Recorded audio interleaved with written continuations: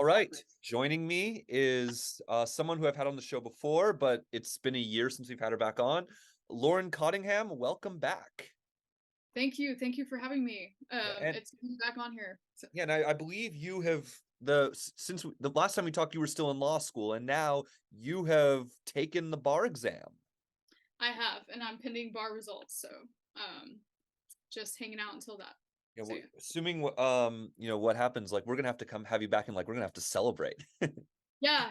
It's a big celebration for sure. It's been a hard 4 years. So Anyway, this year, I think your final semester of law school, there has been so much happening on the legal front. Like, there's been so many firsts in American history, namely the fact that a former president has been indicted for the very first time. yes, and that is truly an unprecedented time. We talk about precedents in law school, but there is no precedent for what this man has done. Yes. And I think that's where we need to start. Yeah. So I mean, by some account, he's been indicted in New York. He's been indicted in DC. I think he's about to be indicted in Georgia. yeah. And am I missing anywhere else? I think you got it. The documents case in Florida. Oh yeah. Yeah. You know, So it's some what I find amazing to me is like what I this is going to sound very cynical of me, but based on the reactions I've seen by many Republican candidates to these developments, I actually think that if Richard Nixon were president and Watergate happened today, he would have survived that. right, and that's crazy that we're actually living in that reality. Yeah, no, I Um, mean, it's just amazing how like because like this is, I believe, the biggest scandal in American history since Watergate. and some are saying it's actually bigger than Watergate. Yeah. So it just depends on what legal analyst that you talk to or listen to. But yeah, I'm by no means a legal analyst, but I have heard a few that this is just so many multiple different events. Watergate was, I mean, it was a huge scandal, but it But didn't include so many different facets. right. And actually, 100 years ago this year, there was something called the Teapot Dome scandal, which brought down the Harding administration. And that was considered to have been the biggest scandal until Watergate. Wow. I Yeah. feel like I've heard about that, but I don't recall it off the top of my These, head. these So things seem to happen on like 50-year increments. They seem to have a scandal to top all scandals. It's 923, then like 1973, and now 2023. yeah, and I think with this particular candidate and president, I'll never forget when he was running for office in 2016. I was a political consultant during that time, but nobody thought he was going to win. But this guy literally said, in his own words, "I can go out on Fifth Avenue in New York and shoot someone, and people are still support me." And Yeah. so, And like, just as a small anecdote, I heard someone tell me that, back in July, this is when he shortly after he'd taken the lead in the polls, many people, like, he was like first dismissive, like this is going to pass. When he made those comments about John McCain and his support didn't go down, that's when he knew, oh my goodness, this is, I don't know what this is. right, and that really hit me. I was upset when he made those John McCain comments. John McCain was the very first president that actually voted for. So when I turned 18, I went to the polls to vote for McCain. Yeah. And so yeah, I've often described John McCain as the best president America never had. never had. Yes, I love that. That's Yeah. great. Now I think he would have been a great president. So Yeah, rest in peace, John McCain. for sure. Just as someone who paid attention to American politics for a number of years now, I honestly think when John McCain died, a good part of American politics died with him. Like I Yeah, that's noticed a really good point. just an increase in like the vitriol, because like about a month after McCain died, we had the Kavanaugh hearings, and there was just so much ugliness in those hearings. Like Lindsey Graham, who was like a protege of John McCain, he gave that speech basically like saying, "This is the biggest sham in American politics, and you came to the wrong town at the wrong time, my friend." Yeah, I remember that, and he was another one who I used to think was awesome. He's great. he's a McCain Republican, and now he's totally gotten rid of that and completely embraced Trumpism. Dan Crenshaw? And yeah. Oh, Dan Crenshaw. Yeah, I follow him. I feel like he's kind of in a category of his own. Oh, right. So that wasn't who you were talking about. Oh, I was talking about Lindsey Graham. Oh, yeah. Sorry. Because, in some ways, like for a while, I saw, particularly when he was first running, Dan Crenshaw was in some ways, he was running as a McCain Republican. But then he was trying. yeah, but then he ultimately took that more partisan bent. Yeah. I know some people who still want him to, like, who think he would be a much better senator than Ted Cruz, by the way. Oh, Crenshaw? Yeah, I think he would. I actually I kind of sort of worked for him. I managed his grassroots operation. I didn't really do like anything of substance other than that, but I did go to his office. I did meet him in person. And that was like, I think when he was first running for Congress. So that was right before when he got elected. He's based out of Houston, and I was working in Houston, but he's a really smart guy. Harvard educated, really kind of been through a lot, and his wife too, like she's a spokesperson on a lot of different issues. So. Yeah, there are two candidates who I would love to see replace Ted Cruz in the Senate. Dan Crenshaw is one, and Tony Gonzalez is the other. Yeah, Tony Gonzalez. I didn't know that you knew about Tony Gonzalez. I remember that race because, like, in 2020, everyone was expecting he would lose, and he pulled off, I think, what was many considered to be the upset of that election. You're talking about the general, right? Yeah, in the 2020 election, the general election, everyone was expecting that Biden would carry that seat, and that Gonzalez was not going to win. Yeah, it's the Hurd district, so he was running to replace Will Hurd. But I don't know if I actually ran a candidate against him in the primary. I was managed Reyes? No, not Reyes. I work for Jeff McFarland, and Jeff McFarland is actually a high school friend of mine. Oh, wow. And so he kind of decided to run last minute. And we didn't, we raised barely any money. We did what we can.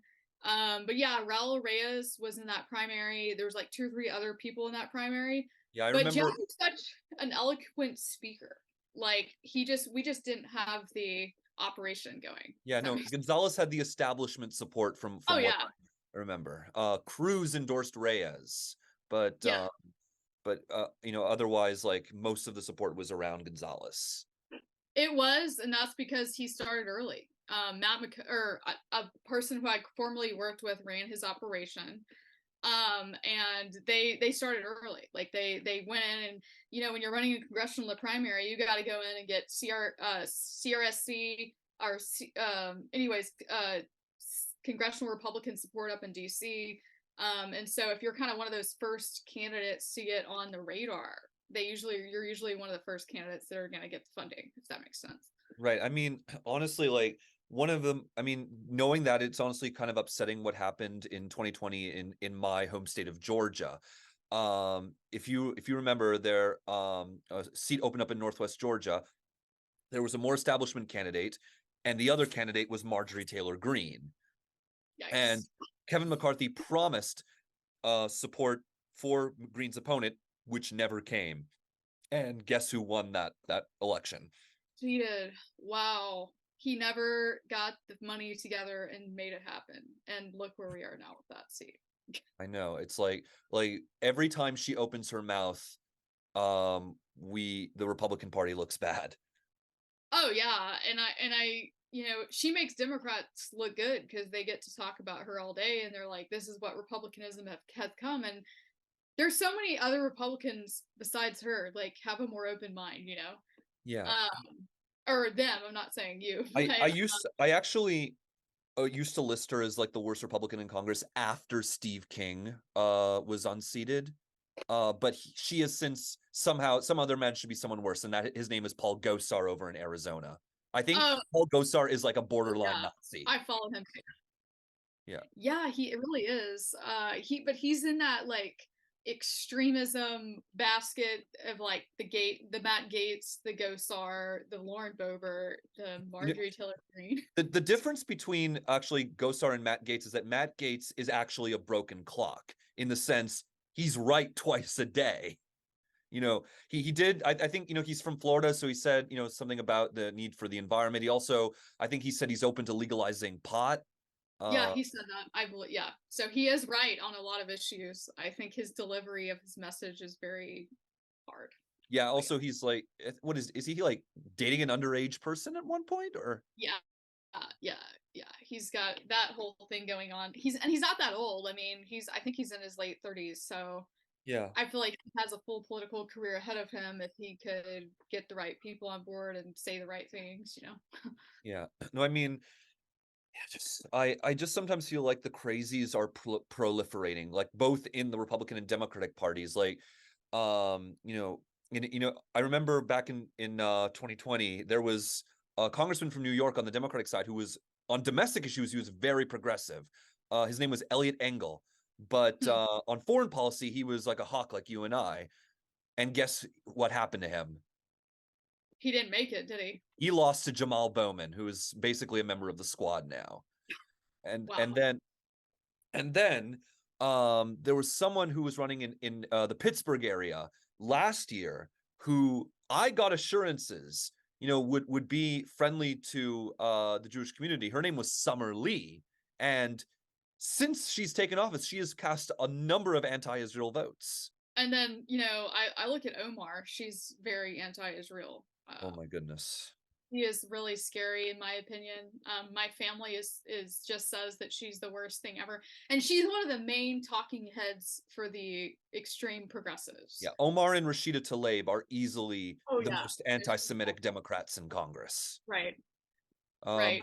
the thing that gives me some hope, though, is that Omar nearly lost her primary last year, and apparently she's facing an even better challenger. Oh, that's good. I mean, I didn't know that. She Yeah, also apparently it was like 50 to 1 to 49, the result last year.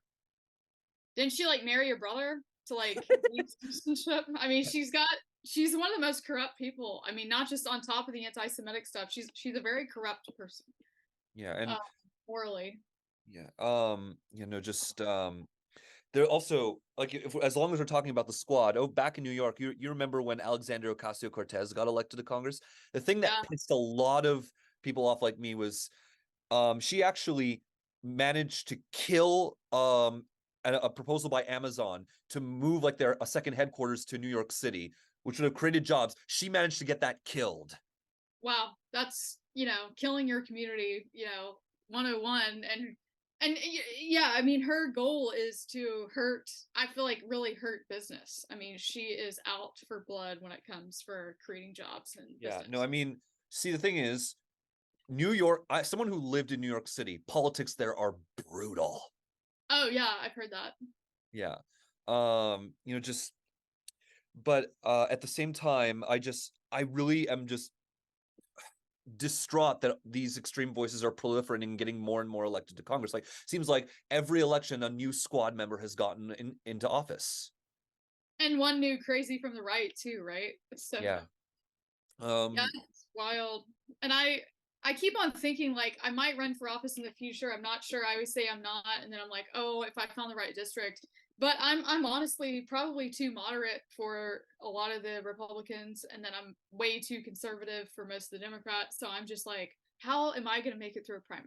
yeah, no, and actually, my experience has been like, is I've mulled the idea of running for office too. The truth is, I feel like I'd have to compromise my soul in order to run for office. Right, right. And you do to get through that primary. And I feel like in the general, you can be more of a voice, but you start being a voice for your district, you're still going to get hit by everyone who doesn't agree. And Yeah, I mean, I, it's one of the reasons why, honestly, like I there's a reform that I like that I think both of the major parties hate, but it actually I think like has a moderating effect. It's basically, instead of voting for one person, you rank the candidates, and they basically get picked, but like that. oh, you're talking about ranked choice voting. Yes, I love it because it moderates our politics. I love it too. And Andrew Yang and Forward Party has really been working on ballot referendums around the country to try to integrate that at the state level. Because all of our elections are handled at the state level. So yeah, I've been trying to follow that. I honestly offered to do some work for them to try to get it on the ballot here in Texas, or I'm in Tennessee, but when I was in Texas, But I just feel that the partisans are so against it, and it because threatens their it power. hurts their chances. The way that the system works now, you basically have to play to whoever shows up in the primary. Right. And we elect people in the primary. And so, like, here, and especially in a one party rule state like Texas, we elect people in the primary. And so you've got all these people, worrying about a general election. And I'm like, Texas elects their people in the Republican primary. And I have Democrat friends who vote in the Republican primary because they want to be a part of the process. Yeah, And actually, I so, do want to push back on the idea of Texas being a one-party state, notably because Trump won it by only like 5.5, and oh, then yeah. and then apparently Greg Abbott, who's a non-controversial governor, he only won by 11, meaning Texas was like 8 points to the right versus like the 20 points to the right that it was like when Mitt Romney ran. That's true. That's true. So it has like gone down a bit, but honestly, 11% is like not even a race, like to Right. most political consultants. Yeah. And so, like, Yeah, I and don't know. people I've asked me like whether Texas is going to go blue. I don't think it's going to go blue next year, but I think it could get close. It could get close, depending on where they pull out the pockets, like some of these urban pockets. But And I guess what I just want to say, here's a prediction I am pretty confident in making over a year out. Texas is going to vote to the left of Florida next year. wow, they might. That's a good. I mean, they might. That happened last year, by the way. Florida was more right wing than Texas. Yeah, and so was Tennessee and some other states as well. Um, But I think people like to really look at the full landscape of Texas. We have 254 counties, which is like more counties than most states. Um, I would say 80% of those counties are rural agricultural driven. They're driven by the local economy, jobs, and property. People really like their agriculture property in Texas. And so if we have 80% of people turning out to vote in those rural counties, it's always more often than not, then they're going to combat these urban areas. Right. But I mean, that's kind of what I've seen. I guess like the biggest thing that Democrats have going for them is basically the Dallas metro. I Yeah. think what 7-8 million people like in that, Yeah. in that and it's just an unmitigated shift to the left. Like I think uh Biden came within single digits in both Denton and Collin. Denton County and Collin counties were ones to watch because they were really working hard up there. I know a Yeah, and former just to give some context, in 2004, every single county in the Dallas Fort Worth area voted for Bush. Oh yeah, big old Bush support. Yeah. So I know that's the thing that I'm going to watch also. But I think the thing that might stop Democrats from winning Texas, that probably will end up is Houston, which is not as left wing as Dallas. It's actually like Democrats have kind of topped off at like D plus 13, D plus 15. Yeah, and especially watch Fort Bend County. That's like Sugar Land area. It's actually one of the most diverse counties ethically in the entire nation, and they're conservative over there. Yeah. And so, but they are very close to Harris County. But it's like the suburb of Houston. So Yeah, and I guess the other place to watch is like in the very south of Texas where Republicans have been making gains. yeah, like Meyer Flores and all that down Yeah. there. Although they'll end up, I think in 2022, they kind of stalled from where they were in 2020. Like they kind of they didn't build on 2020 really, from what I saw. Right, right. You were talking about Texas counties. Yeah. Yeah. Kind of just I've worked several statewide races, and it's been a couple years, I guess, because I've been in law school, but we have what we label as purple counties to watch. Collin, Denton, we talked about Denton. Tarrant, which Biden actually barely won. Tarrant, yeah. And Which historically is very conservative, but that is an interesting one to look at. yeah, and I mean it's actually cool. Like both Beto O'Rourke and Biden basically eked out like a half a point victory in that county. And I think the game is played over in kind of upper middle class suburbs, and that's Right. what Tarrant is. And so that's why Beto was able to push forward And he really grabbed it from he grabbed the vote from women, at college educated women in Tarrant County. Right. Were the ones that turned out. Yeah, one county I'm actually will be interested to watch. It's about like I think a little bit northeast of Austin. It's Bell County. It's but a couple Yeah. 100,000 people live there. Killeen, Fort Hood, Temple, that area. I think that apparently Trump only won that county by like 8 points. So, that's gonna be one to watch. That and a lot of the Austin influence is being pushed out there too, so it's very close to Travis County. Right. And by the way, I remember what I was going to say earlier, which was that within the Rio Grande Valley, compared to 2004, Bush actually did better in Webb, like Hidalgo, so like Laredo and McAllen, and he even won Cameron County, which is where Brownsville is. Mm-hmm. But Trump did better in the more rural areas of the Rio Grande Valley. Yeah, no, that's very interesting. That's true. I had an analysis, I guess, when that first happened. I don't have it up, but I can try to find it and send it to you. My political consultant colleagues put that together down there for the RGV. And RPT, and both RPT and the Abbott campaign that's where they were kind of spending most of their resources, is down Yeah. Abbott has been really heavily targeting that area. In fact, even before 2020, there were counties that were starting to flip there in the 2018 governor's race. Yeah. And I guess circling back to Will Hurd's seat, I think what should have been the early sign that maybe Democrats were not going to do well there was in 2018. Apparently, Beto O'Rourke only won that seat by 5. Compared to the 7 and 12 points he won.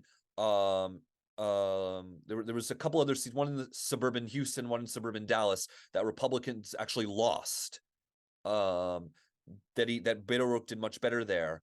Whereas, Will Hurd, he was able to hold his seat.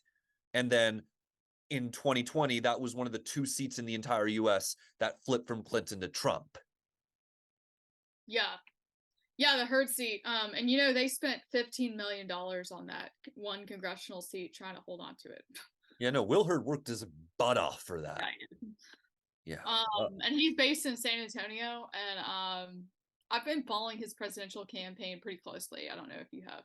Yeah. You've also been involved with No Labels and the Forward Party, Kind of.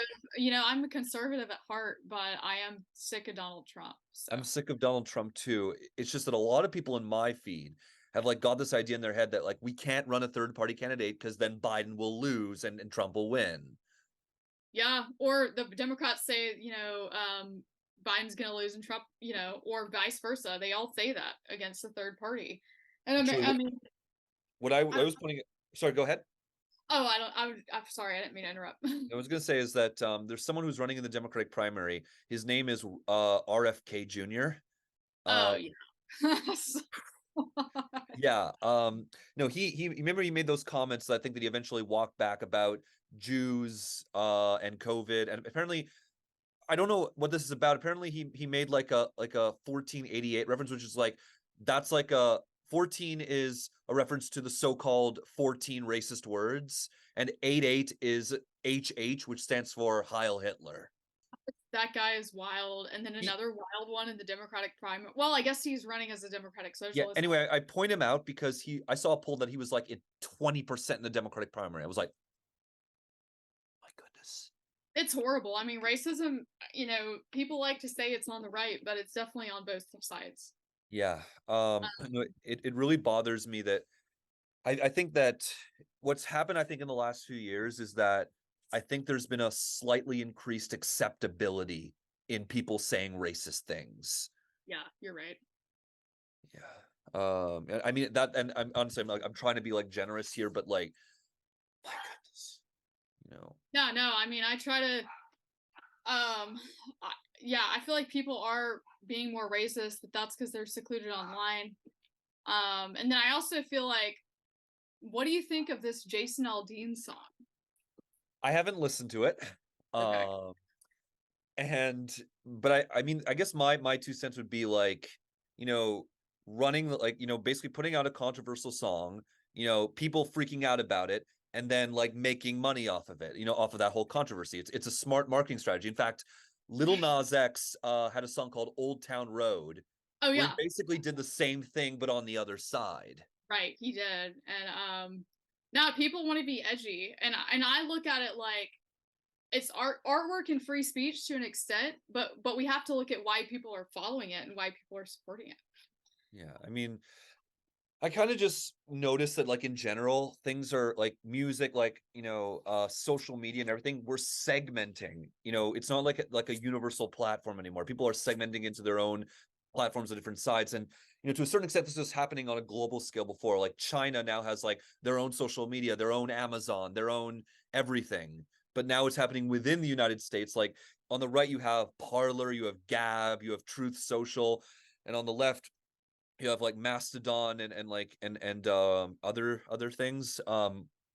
We don't, particularly because of what's happening to, I guess I now have to call it X. Yeah. Um, it's sort of like breaking up the social media landscape into different players, unless Threads actually manages to capture the whole market like Twitter did. Right. No, and I think Twitter does a good job. I personally have been using Twitter since 2009. Yeah, I Um, mean, I was on Twitter since 2011, but I really started becoming active in 2018. oh really? Yeah. Yeah. It's I don't know. Like I don't know why he makes it X now. I mean, imagine being the CEO working for him, like, and like having to like spin all this as like all of these great things that are happening. I honestly feel like my own personal feed hasn't changed. I really just follow a lot of political insiders and journalists. I just noticed that I've been getting far less engagement on my tweets than I did Have before. you really? That's interesting. Yeah, I mean, I refuse to shell out the $8. Um, I'm just not going to do it. Nah, don't conform to the $8. Yeah, I mean, there are so many better things you could spend those $8 on. For real. Um, and we could go on and on about Texas and the different trends in different places. Like we've barely even talked about Austin, and like what amazes me about Texas is like you actually have cities that are super Republican, like Right. Tyler, Abilene, Midland, Amarillo, Lubbock. Lubbock, yeah, is a big one. And half of Austin is conservative. They just live on like one side of town. Right. And they don't engage in the city stuff. They don't engage in local politics. But the reason why half that city is conservative is because they support or work for or around the conservative legislature. Oh, okay. I mean, I thought a big reason why a lot of people in Texas were conservatives because Texas has a big oil and gas industry. Oh, that too. That too. But yeah, no, I mean, people, conservative Austinites, they're quiet. They're really not outspoken like the large liberals. And you see that trend everywhere. Like conservatives are more so the quiet ones, the silent majority, if you will. Right. I've noticed my just honest assessment is that Texas has kind of been getting less Republican, whereas Florida's been getting more Republican. Yeah. Yeah. I mean, that's why I made that bold prediction of Texas voting to the left of Florida next year, partly because that's what happened in 2022. Miami, the Miami metro area and the Atlanta metro area, I think are of similar size in population. But in 2022, I think Miami actually outright voted for Ron DeSantis. And Oh, then, Miami-Dade, yeah, Miami-Dade yeah, County. whereas the Atlanta metro area, I think was like what, Warnock plus 20? Yeah. Yeah. And so, that's been a big part of why Georgia's become more Democratic, whereas Florida's gone the other direction. And Um, Miami-Dade County, I mean, that's huge. That's huge stuff right there. That is a stronghold for the left. yeah, and as long as Miami-Dade is competitive, it doesn't really matter how well Democrats are doing anywhere else in the state. They can't win. Yeah, pretty much. When I saw those numbers when I saw Miami-Dade County was trending on Twitter during the DeSantis election, I was like, this is a turning point. This is a turning point for the entire state. Yeah, I mean, like DeSantis, like at that time, he was a very popular governor. For all of his bluster, he run a good ship, in the Right, state. right. But now, with sort of the blunders in his campaign and the fact that Florida now faces like a big insurance crisis, that he is, I don't think he said a word about it. No, and there's some like economic stuff that he's not addressing. I feel like he has so much potential, but he's just focusing on the culture wars. He's basically focusing on issues like 9 people on Twitter care about. Right, right. It's that 2%, and I'm just like, man, why can't you focus on stuff that like is actually going to sway the majority of the population? I'm actually, as like as cruel as this is of me to say, I'm actually really wondering if DeSantis is like one hurricane and hitting Florida away from his campaign just ending. His campaign is not doing well. Yeah. And just earlier this year, people were like insisting to me that DeSantis was the only way to stop Trump. Yeah, no, people were trying to insist me too. In fact, my like extended family were like, aren't you going to support DeSantis? That's the only way to stop Trump. And I'm like, I don't know. I think we have to like see it play out. Yeah, I mean, the way his campaign's being run reminds me of Scott Walker in 2015. This guy who had like a lot of promise, who did well in like a blue state, and then his campaign just goes nowhere. Right. And his campaign, I don't know if you know, is being run by Jeff Rowe, which is Axiom Strategies, and they are Ted Cruz's people. Oh, yeah. Wow. So yeah. I mean, Cruz, you know, he did okay. Right. But I mean, there was some worry at the time that Donald Trump at the time was seen as a more moderate alternative to Ted Cruz. Oh yeah, I remember that in the primary. You know, Ted Cruz said himself, you know, Donald Trump doesn't have family values. Yeah, no. Actually, Ted Cruz, you know, went after Trump. You know, he made a comment that would basically end up coming back to bite him and killing his campaign. He basically said Donald Trump had, quote, New York values. Yes, and that came back to he thought he banked on being able to win early, but it dragged on long enough for the New York primary that it came back to bite him. It did. I really think that was a huge nail in the coffin to the campaign. Yeah, he probably didn't think that he would have he needed to wait that long. He probably thought he would have wrapped with the nomination before New York, but because he didn't, it killed his campaign in the end.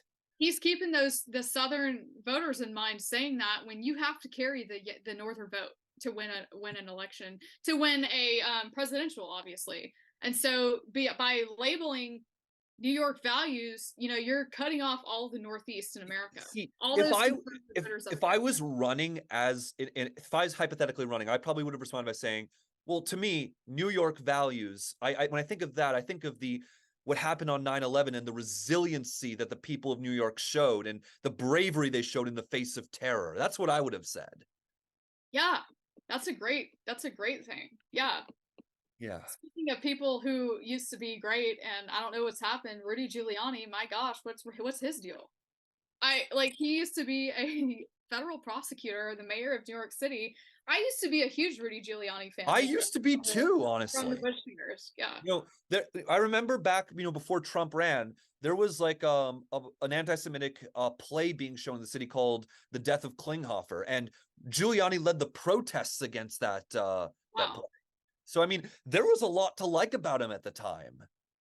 You know, wow, man, imagine how far you have to fall for you to be the mayor of New York City on 9/11 and now potentially about to go to prison. He was disbarred in his own state, so he's faced disbarment as an attorney. Now he's selling flip-flops on the internet with My Pillow Guy. I actually remember he was like there was like a number of celebrities who like sign up for this app where you basically can pay them to do like a greeting for another person. He was on that app. Wow. It is rare to go from being so loved to being so hated, but Giuliani pulled it off. Yeah, and to go from being like at the top of the legal profession in a state to getting disbarred, like that is wow. I mean, what's going on? Does he have dementia? Some people do recover from being disbarred. Bill Clinton was disbarred. Oh, yeah, he got disbarred too. Yeah, but he managed to recover from that. You know, I do want to talk about what happened this week in Ohio, because there was a measure that it wasn't an abortion measure. It was a measure that basically would have made it harder to pass an abortion measure later this year. it basically would have made it a 60% threshold to pass any amendment. And to give you a context of how unpopular such a measure that is, there's only one state that actually has that measure, and it's Florida. In Florida, you do need 60% to pass. And I think there are a couple others on tax related stuff where you need that, but nowhere else do you have a requirement for a supermajority to pass any amendment. So, Wow, I didn't know that. and what I've noticed happen is that, as somebody who is pro-life, and I guess who, is more or less happy with what happened in the Dobbs decision, there have been real political consequences. And the pro-life movement, I think, really did give up the momentum they had. That has really been ceded to the pro-choice movement. And we've seen that in Kansas. We've seen that in Pennsylvania. We've seen that in Wisconsin. And now we've seen it in Ohio, like just all over the country. We've like, in pretty much except the reddest of red states, abortion measures have been politically toxic. They have been. It's ruining the discourse. I feel that it somehow this has taken over from everything else, and I think that we need to stay focused on the economy. We need to stay focused on everything else when we have the voters are turning out for either pro-choice or pro-life. And it's sad to me that we can't like see a larger issue and not be one issue voters. But yeah, I mean, the left, there's so many one issue voters on the left. When they miss the forest for the trees. Right. They're out there voting on one specific issue, and I'm just like, this actually doesn't affect. You need to think broadly here. Yeah. And the problem with Republicans running on like total complete bans is Right. that, one of their strategies is to make basically basically a binary issue between total bans and totally unregulated abortion. The problem is totally unregulated abortion is only the second least popular position in America, beaten Right. out by the total ban position. So Right. when it's a choice between those two, guess who's going to win? Yeah, exactly. And I mean, I think that it's such a hot issue. But I think that Republicans are shooting themselves in the foot by going the extreme route for sure. Yeah, and the truth is, like, the vast majority of America supports some restrictions. Oh yeah, And for if sure. Republicans ran on that, they would do very well.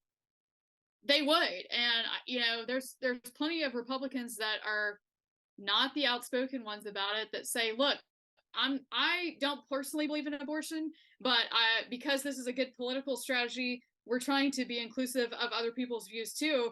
Let's try to compromise and meet in the middle here. No, for sure. Where nobody's able to do that. Yeah, no, I mean, and the fact that I think honestly, 15 weeks was good for Florida. 6 weeks, I think DeSantis may have shot himself there. Oh yeah, 6 weeks is not a good. It's like great. I respect the theology behind it and stuff, but yeah, it's he's shooting himself in the foot. In here in Texas, we had a trigger law that went into effect, so Total ban, right? pretty much. But yeah, I mean, it's there's almost no exceptions, and it's just like, Yeah. Ohio has like, I think a 6 week bill that I think is going to be repealed later this year in a referendum. And then Arizona, which I think has a total ban, that's also going to face a referendum next year. yeah. And I think the other like important thing about this, like Dobbs, the lies that the left push about it, oh, you're taking away rights, when actually not at all. Like, we're putting the rights back to the voters. We're basically And putting it back to the states. oh yeah, the states. And if the states want the voters to decide on the issue, that there's an avenue to do that. The Supreme Court took themselves out of it. We don't need rule by 7 people up in the Supreme Court on this issue. We need to do what the voters want. Yeah. And So Lauren, take that message to the Republicans who are proposing a 15-week ban in Congress. oh my gosh. Like, No, because the Republican caucus is pretty much divided on that now. I think Tim Scott says he wants a 15-week national ban. Actually, 8 years ago, just to give you a sense of how much the politics have changed, 8 years ago, nearly every Republican would have supported a national ban. Now we're divided on it. yes, we are divided. Our party is split on this issue. And of course, the loud people went out. Yes. And it makes it harder to build a national coalition when you have to take the most unpopular position on an issue like this.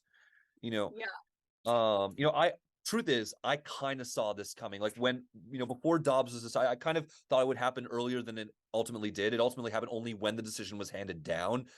But I think many people had a feeling that Dobbs was going to completely upend the political discourse, and that without Dobbs, there probably would have been a red wave, that Dobbs may have stopped that from happening.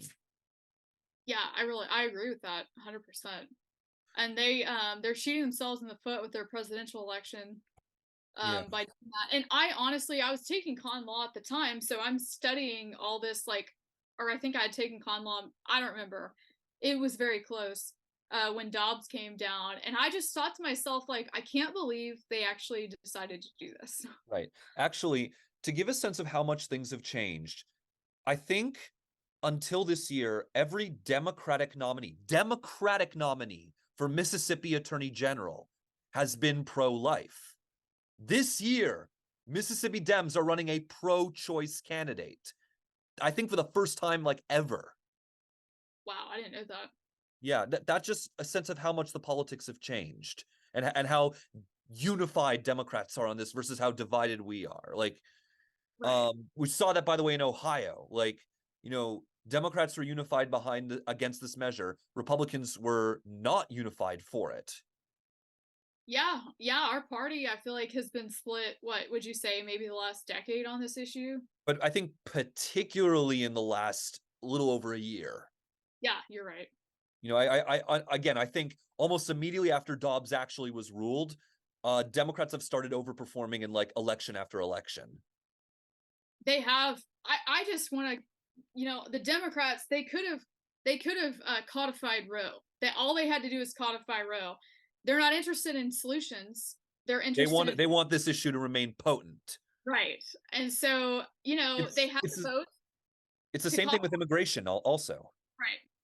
And I get so upset with the Democrats because it's like they push this message, or the left, they push it. They had the votes. All you needed was Murkowski. You needed the swing Senate, the You swing needed Republican. Susan Collins. Collins was on there, but they all put out press statements saying we will support codifying Roe as long as you give religious exceptions and not go too extreme. And they even, guess what? They even lost one of their own Democrats on the issue. Oh yeah, Manchin or Cinema or no? Manchin voted against the measure. Yeah, I forgot about that. Yeah. Yeah.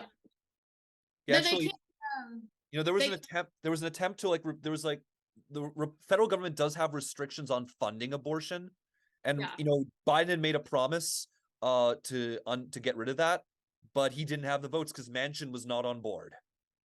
yeah. Yeah, I forgot about that. yeah, it's called the Hyde Amendment, and Manchin almost Oh, single-handedly saved it. forgot about the Hyde Amendment.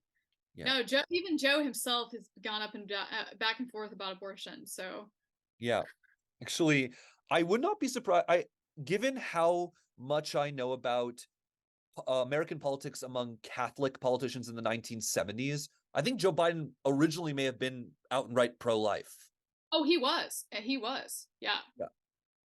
Yeah. Actually, He was I'm not. wondering if Michael Dukakis was as well when he ran in 1974. He ran for governor in 1974. I'm wondering if he was too at that time. I don't know. That's Yeah. like something that I'd be interested in looking at. Yeah. Anyway, I mean, I just, wherever you stand on this issue, and, like, even if you're like me and think that abortion is wrong, and that it was the right thing to do for the Supreme Court to overturn Roe, you can't deny that the political consequences have been very much been in favor of the abortion rights side. Right, right. They have, and that's kind of just where we're at. Like, I have friends and family that differ on like the actual issue, but like we all can recognize that this is shooting the party in the foot. Yeah. Want to talk about something that neither of us really, both of us can learn here? Yeah. Have you been at all following what's been happening in Niger? No, I have not. Apparently there was a coup d'etat, as apparently is common for countries in the Sahel. And apparently the rest of like that region is now considering, like, militarily ganging up on Niger to restore civilian control. Wow. Yeah, but what I didn't know apparently is that apparently there has been coup after coup after coup in that region. Wow, I didn't know that. I'm gonna have to Yeah. look this up. Yeah, no, let's look this up here. Like I Because know I've only absolutely nothing about this. um yeah, apparently the French used to operate extensively here, but I think they've winded down their role here. They had like an anti-terrorism campaign here. But yeah, the last thing I saw from a reliable reporter was that there was now being real consideration to basically the rest of ECOWAS basically intervening militarily in Niger. Yeah, I hate that information is like that and everyone's a subject matter expert and Yeah, kind of like how we all became an expert on vaccines and all became an expert on Afghan politics briefly in 2021. yeah. And everyone becomes a constitutional expert whenever the SCOTUS has a ruling. Well, to be fair, the US Constitution, I think, was deliberately written so that even a non-law expert can understand it. Yeah, that's a good point. That's unusual for constitutions, by the way. Oh yeah. That's what I'm told. I need to study other nations' constitutions. Yeah, I mean, I've sometimes done like comparisons between the U.S. Constitution and the current South African Constitution. There's so like there's a lot more like those constitutions like they have a lot more like social rights, things like right to health care, right to abortion, blah blah blah. Interestingly enough, though, South Africa also protects gun rights. That is interesting. Yeah, that's unusual for much of the developed world. Like the United States and South Africa, I think are like outliers on that. Overall, I'm pretty pro gun rights. I just don't happen to be insane about it. I don't happen to be dogmatic about it. Yeah, you're not posting photos of yourself with 10 AK-47s. Yeah, no, I mean, and an AK-47 in particular, like I'm pretty sure even under current law that's an illegal gun because it's an auto. Yeah. I kind of know nothing about guns. I didn't grow up around them or anything, and so I believe in the right very strongly, but Right. I I mean, actually don't know a pe lot about it. people like will sometimes like label like semi-automatic weapons like they'll use the so-called label assault weapons. That it's not a term that actual people who work with guns use, but there is such thing as an assault rifle, which is a rifle with full auto capabilities. That's like what the military has, and it's illegal for Yeah, you to have. yeah, Mhm. those are assault rifles, but people have taken the term assault weapons to basically use anything that's semi-automatic. So that is a misuse of the term, in my opinion. So I My mean, mom did not allow any guns in our house growing up. yeah, actually, Uh, to give you a sense of like how much the conservative movement has changed, I learned a lot of this from someone named Dana Lash. Dana Uh, Lash, yeah, okay. I again, she was someone I used to respect. Right, until she used to be the national spokesperson. She used to be an NRA spokesperson, I think. Yeah, Yeah. yeah, and actually, in the '90s, the NRA supported background checks. There are One things of I my favorite senators is Cornyn. He's the only Texan that was trying to get good background checks, and he yeah, is yelled and screamed at by the Republican Party of Texas for it. yeah, no, I mean, there are things to support, like background checks to support. I support making the age to buy an AR-15 the same as buying a handgun. Yeah, You already have to be 21 to buy a handgun. I just feel like we're practical conservatives, and like we're never going to the left wants to label, but we're honestly the most dangerous out there for the left because we're so practical on these issues. Yeah. I mean, I truth is I've shot a gun twice in my life. Oh, Uh really? yeah, no, the first time it was actually when I was in Israel. I did like the taste of the army because every Israeli citizen does army service. Oh yeah, they all have to serve. I do know that. Yeah, Yeah. so when you're 16 or 17, you'll get like a little taste of it. So that's what Wow. happened to me. And that was the first time I ever shot a gun.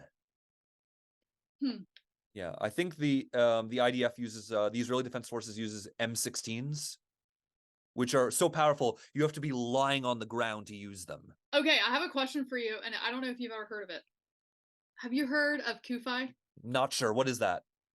It's called Christians United for Israel. They take all these college kids like over to Israel to like learn about things. They learn all about the Iron Dome. They learn about playgrounds that have like bomb shelters within the playground. Yes. I was in Sderot, which is a community just like almost next to the Gaza border. if you live there, when the alarms go off, you have 15 seconds to run to a shelter. Oh my gosh. Yeah. So they'll say like in Hebrew, red alert when missiles are detected. And then like you have play structures that are like heavily reinforced so that kids can hide under them. I mean, that's living. I mean, that's a crazy way, but Yeah. to live, that's the reality. What do you think? And you don't have like tell me if you don't want to answer, but I've been trying to dig into like this far left ideology. I think it's just anti-Semitic thing labeled a different way. That's my interpretation of it. Yeah, I mean the term that some of us have used is anti-Semitism 3.0, meaning Okay. meaning like the first iteration in the Middle Ages was like, oh, we don't hate you, we just hate your religion. We think you murdered Jesus and all of that. The second iteration 2.0 was like in the 19th and 20th centuries. Oh, we don't hate you, we just hate your race. You had things like the protocols of the elders of Zion, and like Jews are controlling the world, and you know and now it's like we don't hate you, we just hate your country. So it's anti-Zionism masking as like it's anti-Semitism pretending to be anti-Zionism when really in practice they end up going hand in hand. That's kind of the research and the conclusion that I drew, but I'm glad to know that I'm not led astray on that. Yeah, no, for sure. And you know, there is a way to criticize Israel without being anti-Semitic, just like you can criticize any country. Israel, for example, is behind the times when it comes to transportation. Yeah. Driving around is not easy there. Interesting. I didn't know that. Yeah. Part of it is because much of the development tends to stop at the boundary when you go into Judah and Samaria, because it's always sort of been on the table that that's going to go towards the Palestinians. So they've kind of avoided building roads there. There are communities that are not as well connected to the rest of the country for that reason. Actually, there is what I found out is that there is a Druze community in the Golan Heights. And traditionally, the Druze have actually been very loyal to whatever country they end up in. So the Druze in Israel are very loyal to Israel. At their own insistence, they are included in the draft as well, in the military draft. But the Druze in the Golan Heights have kind of been exempted from that because it's never entirely been taken off the table that the Golan Heights will go back to Syria, because Syria used to control the Golan Heights, but Israel captured it in the 6-Day War. But because it's sort of always been on the table that we'll give it back to you if you sign a peace treaty with us, there's a worry that if the Druze there pledge their loyalty to Israel, then the Golan Heights goes back, that the current government in Syria will just massacre everyone there. Although Jordan and Egypt have signed peace treaties with Israel, Syria has not. For a long time, Israel was surrounded on all sides by countries who wanted to destroy it. I did know that. I knew that. I did know that. Yeah. But I feel like Israel, everyone wants to yeah, destroy and it. like the peace treaties with Jordan was basically after Israel fought 2 wars with them, and the peace treaty with Egypt was after they fought 3 wars with them. What happened in the 6-Day War has basically given rise to there's an interpretation of the Geneva Conventions that many of us subscribe to, which is that ordinarily you're not allowed to invade a country and annex their land, but if you're fighting a war of self-defense, you can annex any territory you capture, and it's meant as a deterrent against aggression. Because Israel was fighting a defensive war in the 6-Day War, they have legitimate claims to whatever territory they captured. In the end, they gave Sinai back to Egypt, but Israel actually has long-standing claims to Judah and Samaria that have never been resolved through a peace treaty. And the same thing is true with the Golan Heights. Yeah, I feel that especially on the far left, this anti-Zionist stuff is it's really scary to watch. Yeah, I mean, it's the world's oldest hatred, honestly. Yeah. I mean, honestly, I've joked that there are 3 constants: death, taxes, and Jews being hated. There's also another joke. Like, there's a song that like lists like the history of human prejudice across the world, and it was like white people hate black people, Protestants hate Catholics, Hindus hate Muslims, and everybody hates the Jews. I feel like that really is somewhat true. I mean, thing is, you got this party preaching diversity, and they're anything but diverse. They're not interested in diversity. They're interested in their own opinions, right? Yeah. So And actually, the one diversity they're not interested in is diversity of thought.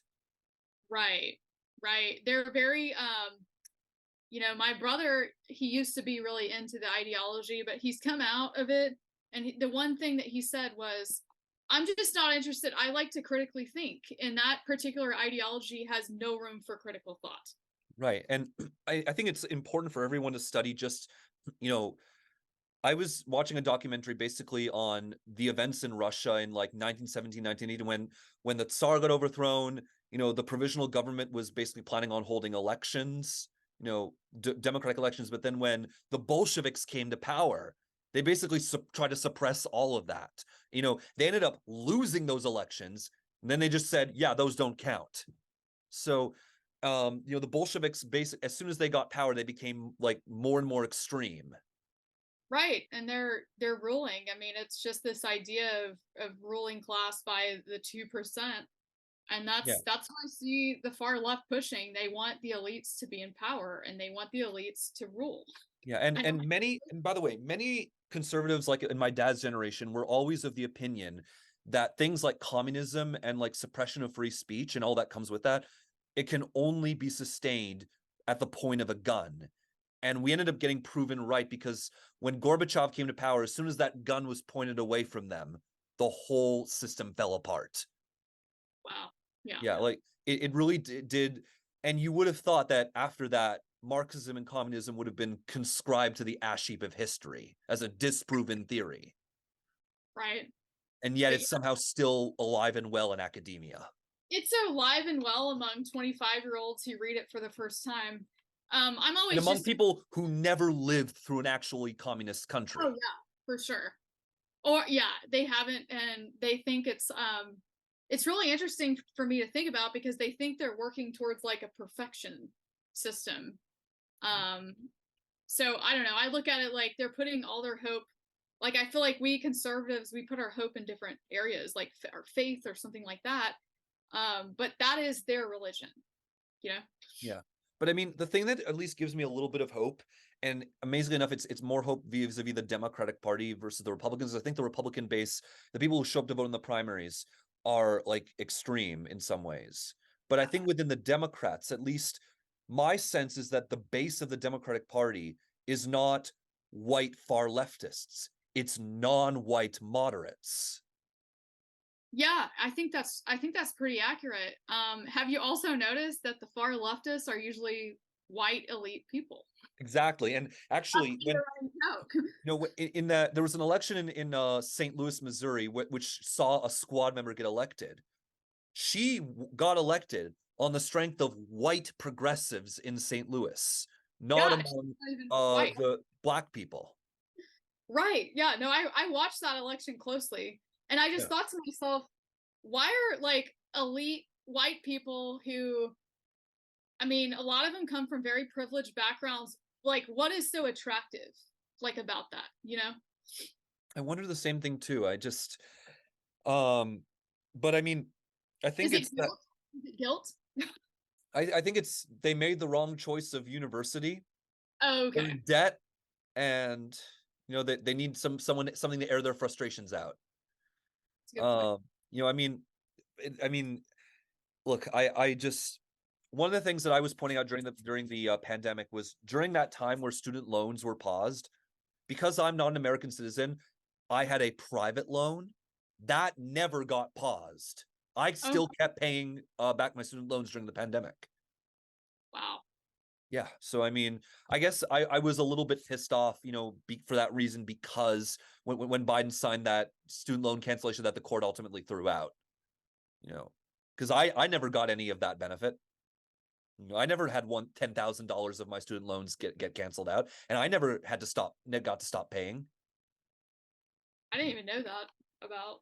Wow. Yeah, I Okay. mean, but I will say this though, I am amazed at the Americans who are able to graduate debt free. It seems like a Yeah. superhuman feat. Especially from undergrad, like, people that go to professional school, that's a different story. Yeah.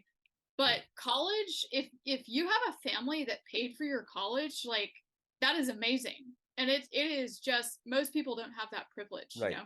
You know, where I'm from, we use the term college to refer to community college. Like university tends to be, I think, much more affordable. I think if you're in province and you're commuting from home, you're not staying in the dorms. University tuition, I think, is only like $5,000 a year, and in the college, like the which are more like trades based schools, tuition's only like $300 a class. Oh my gosh. Yeah, so it is more affordable. In that sense. So I mean, maybe, and honestly, I do agree that the cost of university in the US has gotten out of control. Oh yeah, for sure. You know, I I agree. I just don't think I just think that canceling all student debt, I think, is gonna exacerbate the problem. Yeah, and it'll exacerbate the divide, right? Because you have all these people that got undergraduate and basket weaving degrees that, I mean, you I know, studied music, which is, it's not nothing, but I mean, my mom studied music. That's a legitimate yeah, path.